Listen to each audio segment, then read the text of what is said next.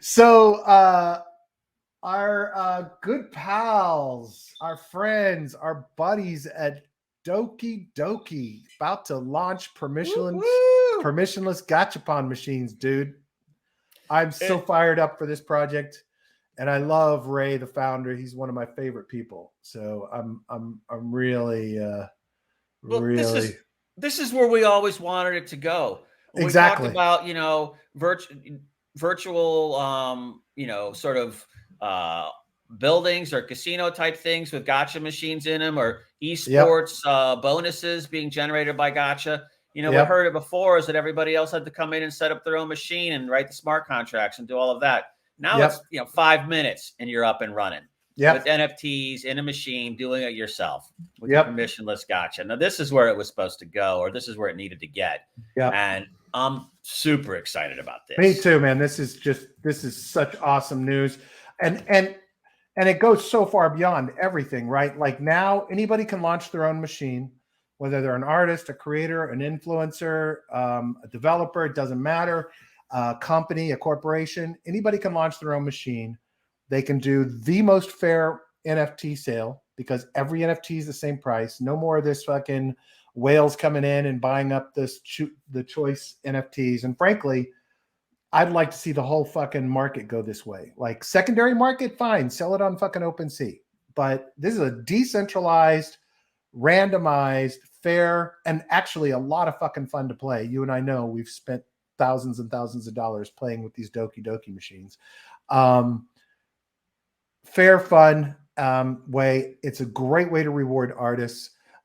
He now has a marketplace when he launches, right? Doki Doki now has a marketplace of all these machines. You could be a collector, and let's say you've spent $100,000 on NFTs, right? And you have, I don't know, 1,000 NFTs, whatever. But you could go in there and price each spin at, I don't know, am I doing the math right? $2,000 each, or whatever the math works, so that you get a nice profit on your overall expenditure. And everyone has a chance to get like really rare ones, common ones, whatever. You just load it up with your most valuable and your least valuable.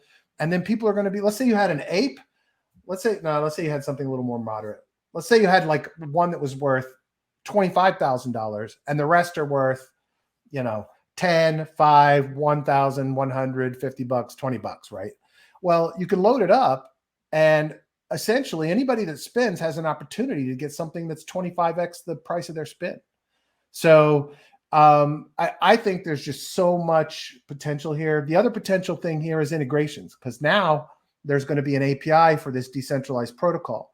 So now people are going to be able to integrate this into video games, integrate it into metaverses, right? You could put a gachapon machine on a wall in a gallery and people could spin to buy the artist's art that's in the gallery, right? Yeah. So just all kinds of cool potential opportunities. I see people taking this randomized engine and creating games around it. Like, right? Like maybe you have some game where you need to collect all five kinds of pieces that go together. Like the McDonald's Yeah, I was just thinking of that. key Yeah. pieces, right? So what if like a McDonald's or somebody set up a series of these machines, and every time you bought a Big Mac, you got the McDonald's token sent to your wallet, and you came to spin the gachapon machines, and if you got a set of them together, right, you can see the randomness, you can see the rarity, you get a set of them together, you win $1 million or a prized NFT, or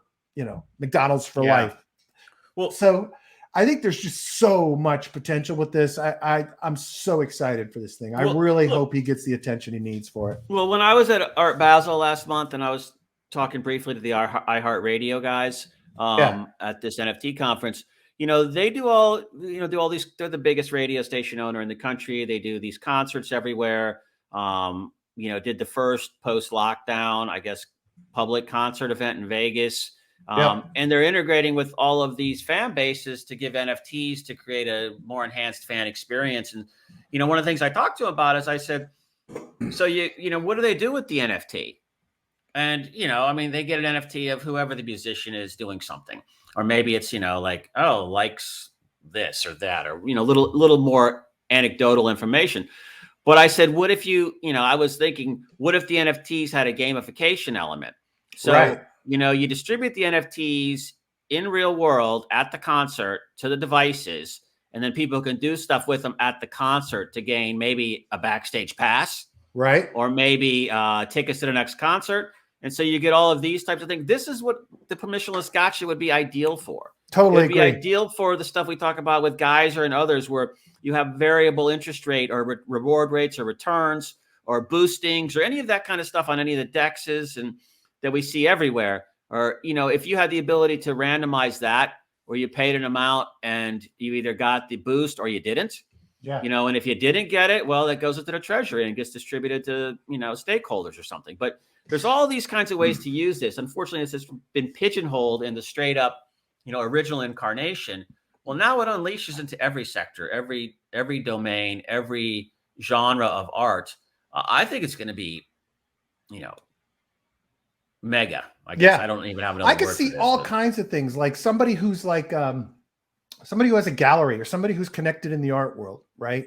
They sponsor 10 artists to create, and they create like a virtual gallery in the metaverse with all the gachapon machines in it. And they sponsor the artists to create the initial sets of works, and then they split the revenue with the artists, right? It becomes like a venture fund for artists, musicians, right? Find 10 awesome musicians on SoundCloud or somewhere else and Spotify that are not recognized, not known, and help generate a revenue stream for them, right? I mean, there's all kinds of things that can be done with this. And don't forget, we've got all kinds of functionality now coming for NFTs. So if you look at just the simplest things like the revest model, where token holders can lock up, team members have their vesting tokens locked up for a particular time frame or based on a particular criteria. Well, what if they need to cash out? So maybe 10 of them get together and put their vesting tokens in, and people can spin and hopefully randomly get a ton of money, but you charge a lot for the spins. I don't know. I'm just throwing out ideas, but with functionality that's going to be built into NFTs in the future, there is just so much possibility here with the engine that this decentralized permissionless gacha protocol provides. I'm so fired up for this thing, man. Just think of anywhere where there's an angle for like I just thought of this. Okay, think of like, FanDuel's, DraftKings, all of that. You got spreads on games. Right. Well, what the spread's for, what if you could somehow pay something and then spin it, and maybe you get a spread of 3 or a spread of 5? Maybe there's variability you could put in there. Anything that excites it. Anything with, I was just thinking about Uber Eats. They made the delivery last night. I looked at it, and, you pick your tip, and they got like, 18, 20, 25%. But what if there was some way we'll give you 50 cents in Uber Cash if you spin the wheel to, do a, variability on tip, and maybe there's some weighting there. I mean, there's all kinds of weighting, as in WEIGHT.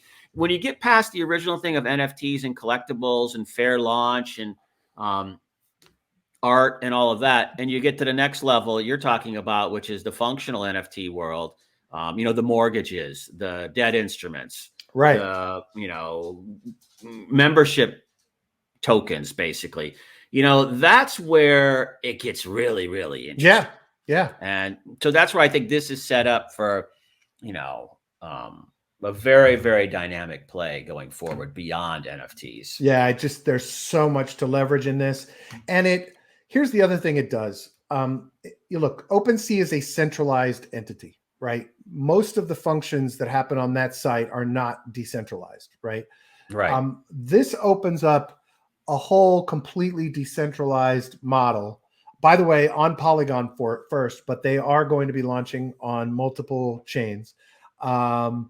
And so low fees, right? I mean, it's just stupid that there's this impression in the market that, it has to be minted on Ethereum in order to be real. It's just bullshit. And then they go bitch about the environment in the next sentence. Yeah. The beauty of it is that this creates a model and a marketplace so that people don't have to depend on OpenSea, so that people who don't have millions of dollars can actually become collectors of valuable works and other things. There's just so much potential Like just Yeah. incredible. Like raffle. You could turn this into a raffle, right? Let's say, HGTV gives away a house every year, right? Instead of doing it the way they normally do it, send tokens to everyone who participates in some way with the show or on their website or something. They come to spin, somebody's going to win the house and everybody else gets coupons from their advertisers, right? Or gets something else but it's in the form of NFTs. So it's unique. It's cool. It's fun. Maybe it's a video conference built in with one of the stars that you like, right? And it's locked into the NFT and you can enable it whenever you want to. So it's an endless number of possibilities of businesses and revenue streams that can be built around this marketplace. And the cool thing is, you don't have to ask anybody's permission to try it, right? You got to pay Polygon gas fees. So that's your cost of entry to try an idea. If you're an artist, if you're a musician, if you have property, if you have whatever, or to fundraise with it or whatever. So, and you and I are bouncing around a couple of ideas around everything else that we have going on with the investment club and the DAO. So we'll talk about those more after, but yeah, I'm fired up. I really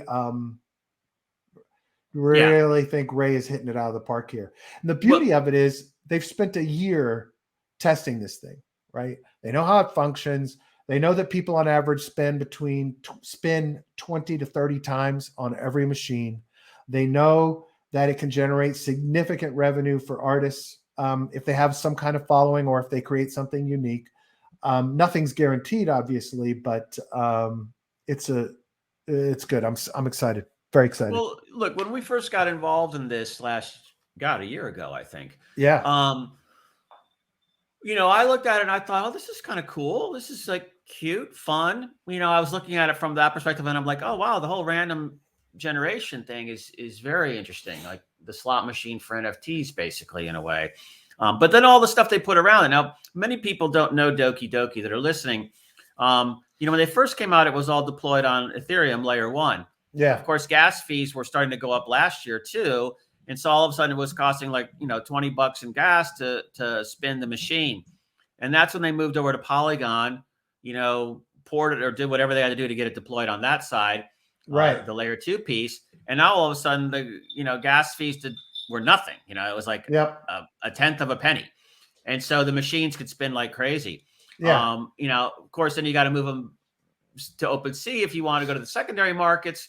There's other issues there. But the point is that this is now poised to go to that next place, which is the beyond collectibles NFT space. Yeah. And, Ray has made I think he's made all the right moves. I think they had some very ambitious projects. Market timing hit them pretty hard in some places, but it was also one of those like double-edged swords. It was an advantage because it forced them to come to the new model. Which is where, if you're making a ton of money, it's hard to do change because you're like, don't want to risk the money that you have already.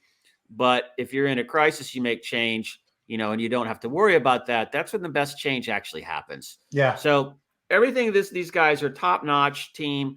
This thing was that I know that they're doing the Gacha's public, right? Yes, he announced it today. Okay, yeah. And now they've got the new token Gacha that they're going to basically convert all the AZUKI and Doki into, and then give, airdrops for if you spun the machines and did all this stuff in the past. That's the token that powers the permissionless thing. Yeah. And, to me, I like it because it still stays true to kind of, Japanese roots, kind of the anime roots, but it takes it to straight into the branding on what the product is, which is the machines, the gachapon technology, not characters and not the other really cool stuff they've done. But this is the stuff that'll enable that type of stuff for every platform. And, I've been really impressed. Now the tokens that are swapping out, just so everybody remembers, AZUKI was up to $2.